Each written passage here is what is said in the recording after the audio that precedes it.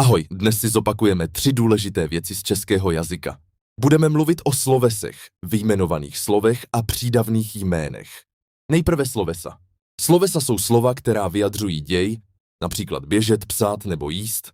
Slovesa se neříká, že se skloňují, ale že se časují. To znamená, že mění svůj tvar podle osoby. Máme 3 osoby. První osoba je já nebo my. Druhá osoba je ty nebo vy. A třetí osoba je on, ona, ono nebo oni. Zkusíme si příklad. Sloveso psát. Já píšu, ty píšeš, on píše, my píšeme, vy píšete, oni píšou. Slovesa mají také čas. Máme přítomný, minulý a budoucí čas. Přítomný čas je to, co se děje teď. Například já píšu, minulý čas je to, co už se stalo. Například já jsem psal.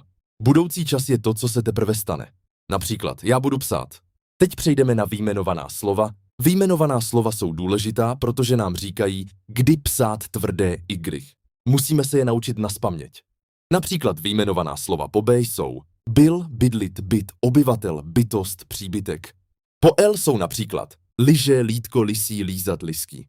Když si nejsme jistí, můžeme si pomoct příbuzným slovem. Například byt, bydlím. A teď přídavná jména. Přídavná jména popisují vlastnosti. Ptáme se na ně jaký, jaká, jaké. Například velký dům, hodná paní, rychlé auto. Přídavná jména se musí shodovat s podstatným jménem. To znamená, že mají správný rod a číslo. Například velký pes, velká kočka, velké auto. Na závěr si to shrneme. Slovesa vyjadřují děj a časují se. Vyjmenovaná slova nám pomáhají správně psát in a přídavná jména popisují vlastnosti. Děkuji za pozornost.